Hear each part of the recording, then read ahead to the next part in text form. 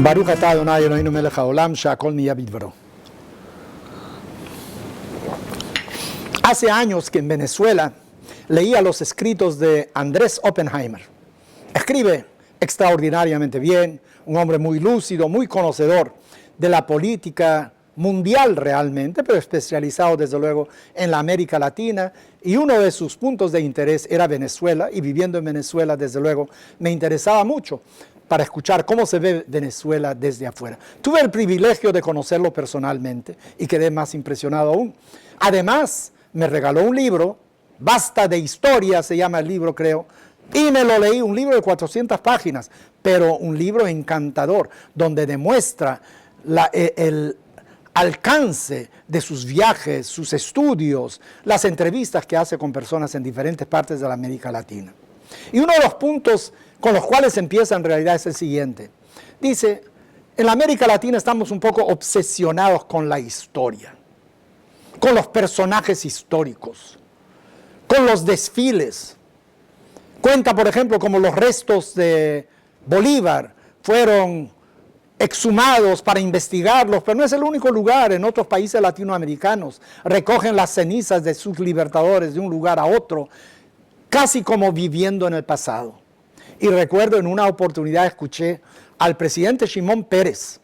Bueno, lo escuché a través de un video, ¿no? Escuché al presidente Peres hablar con un grupo de jóvenes donde le decía, no se concentren en la historia, ese es el pasado no se repite. Concéntrese en el presente, en el futuro, miren hacia el futuro. Y a lo mejor eso es lo mismo que estaba diciendo Andrés Oppenheimer en ese libro. Uno de los problemas en la América Latina es que estamos demasiado en el pasado sin fijarnos bastante en el futuro. Pero por otro lado, soy rabino y cuando me remonto a la tradición judía veo, no, nosotros tenemos que ver mucho con nuestro pasado. Por ejemplo, Yetziat Mitzrayim, el éxodo de Egipto. ¿Cuándo ocurrió eso?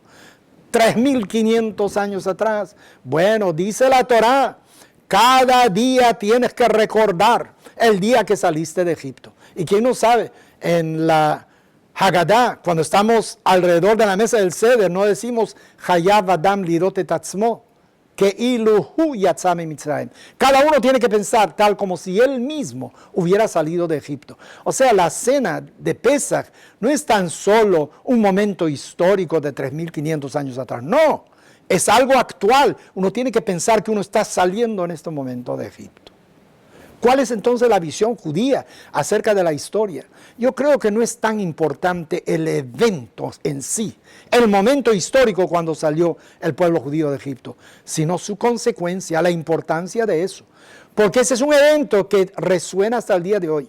Porque la libertad no es algo que se consigue y se tiene por siempre. Ya que lo obtuviste, es tuyo. No es así.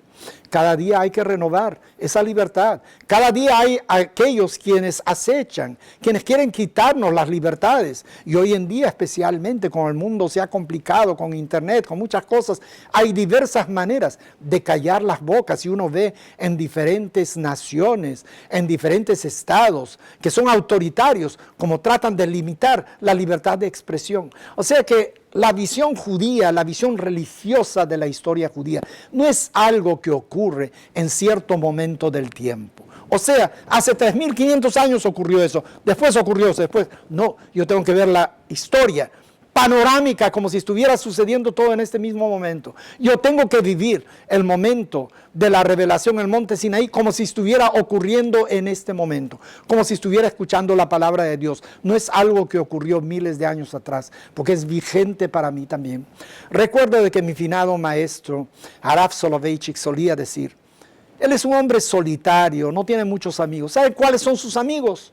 Él decía, Maimónides es mi amigo, el Gaón de Vilna es mi amigo, Abaye, Rava, los maestros del Talmud, esos son sus amigos. Porque cuando él estudiaba el Talmud, no era que él estaba estudiando un libro que se había compuesto miles de años atrás, él estaba viviendo el momento junto con esas personas, estaba conversando con ellas. Muchas veces uno dice, ¿qué diría Rashi bajo tal y tal circunstancia, tal como si Rashid estuviera vivo. Yo le estoy preguntando y él me tiene que contestar. Y yo tengo que ponerme en su lugar. O sea que hay diferentes maneras de ver la historia.